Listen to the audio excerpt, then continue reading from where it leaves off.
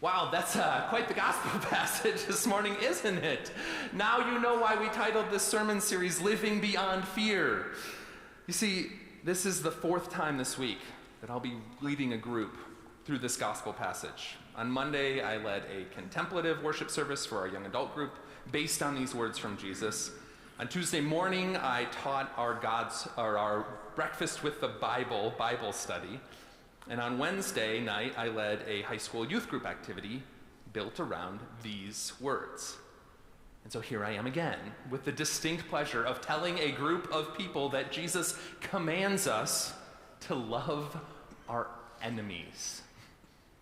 For many reasons, it's been a tough week. So let's lighten the mood, shall we? I want to share some of the best reactions I've gotten throughout this week after telling people that Jesus says, love your enemies. One person said, wait, really? Another person said, ain't happening. Someone else said, you're really making me mad, Nate. And one person summed it up perfectly, I think, when they said, why did Jesus have to say that? Clearly, loving our enemies is one of Jesus's most unsettling commandments. And it makes sense. An enemy is, by definition, someone opposed to us. Someone who has wronged us or harmed us or stands for something that we find completely counter to our values.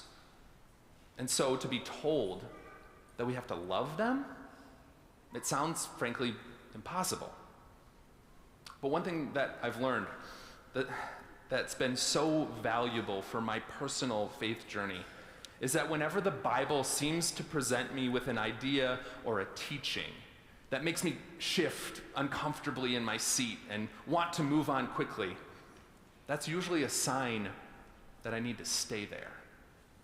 Because I've found that the really uncomfortable teachings in the Bible almost always hold incredible wisdom about the very core of this human predicament that we share in.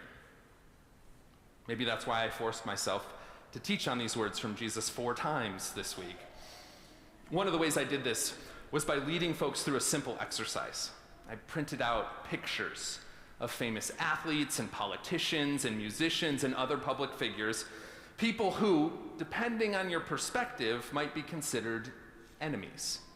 And I spread all these pictures out on a table, and then I asked participants to pick up a photo of someone they considered to be an enemy, and then reflect on Jesus' command to love them. Now here's what's fascinating. No one ever questioned the activity. No one hesitated to see these famous people as enemies, even though they had, I'm assuming, no personal relationship with them. What does it say about our fragile human hearts that we seem so indignant when Jesus tells us to love someone, but then so eager to participate when we're invited to admit our hatred? And I'll be honest, because I know you're curious, one of the times when I participated in this exercise, I picked up a picture of Patrick Mahomes, the quarterback for the Kansas City Chiefs. It was an easy choice.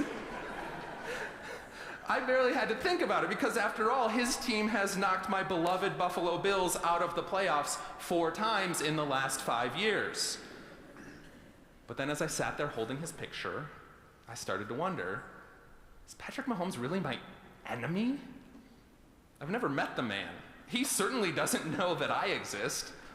And yet somehow I've let a football game define my relationship to him.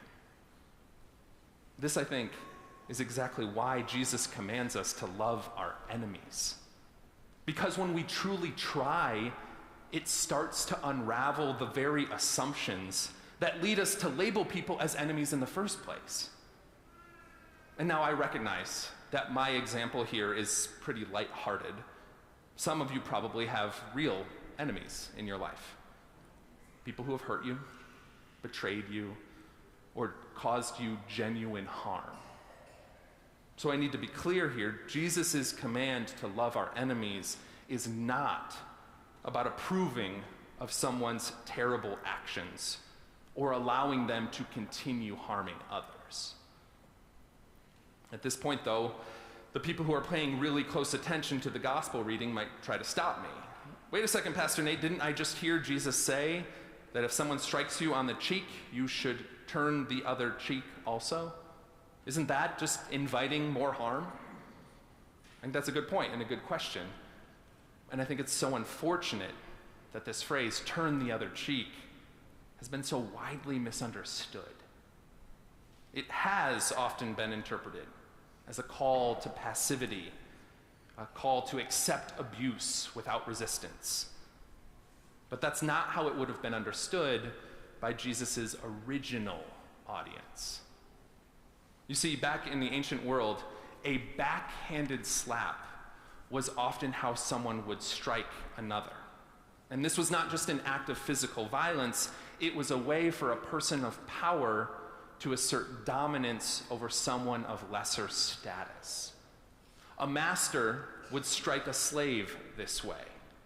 A Roman soldier would degrade a Jewish subject with a backhand. So when Jesus commands his followers to turn the other cheek, he's not telling them to submit, he's telling them to disrupt. Because turning the other cheek invites the oppressor to strike again.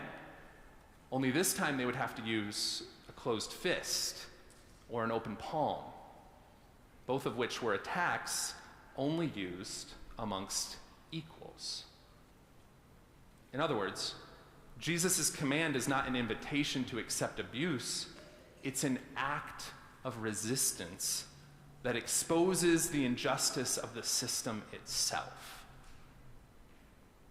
And in the same way, Jesus commands us to love our enemies, because doing so exposes and disrupts the corrupt systems that fuel our hatred in the first place. The problem is, though, that our world is built on this system of enemies. There's so much these days to get angry and upset about. There are so many people who seem perfectly worthy of the enemy label. And there are also all sorts of these incredibly divisive systems that excel at attaching the enemy label to new targets every single day. This is why we have culture wars. This is why we have hate crimes. This is why we have cancel culture. This is why we can get so wrapped up in the ups and downs of our football teams. Because our world thrives on drawing lines, on defining who is with us and who is against us. And when we spend all our time raging against our enemies, we have no time or energy to look in the mirror and to recognize our own complicity in the system itself. This is what Jesus is trying to expose for us. When he commands us to love our enemies, he's not giving us a sentimental, unrealistic ideal. He's showing us that our entire way of seeing the world is inherently broken.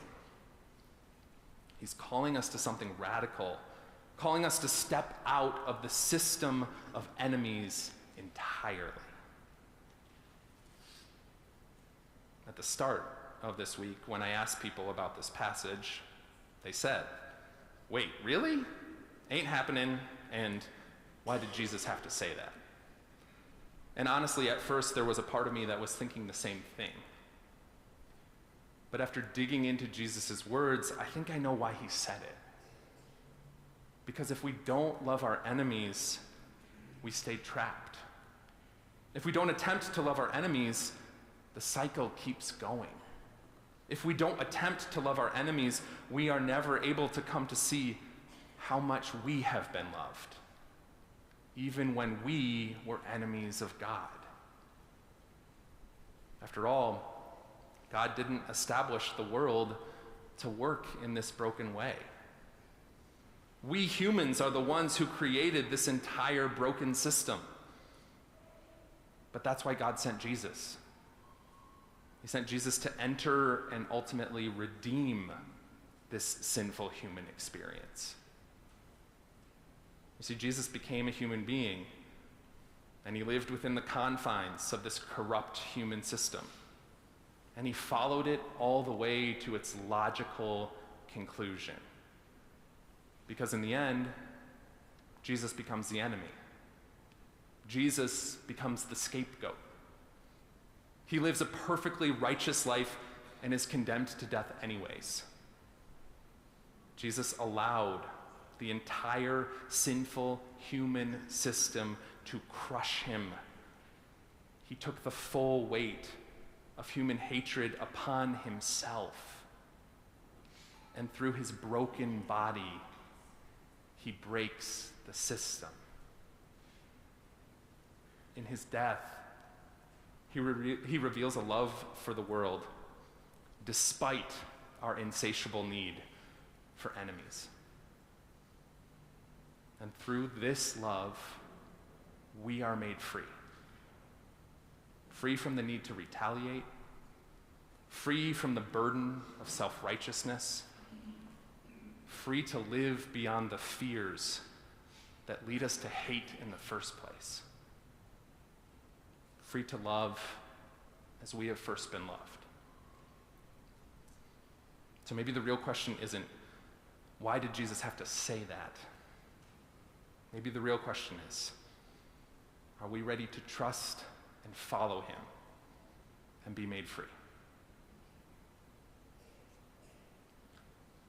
Amen.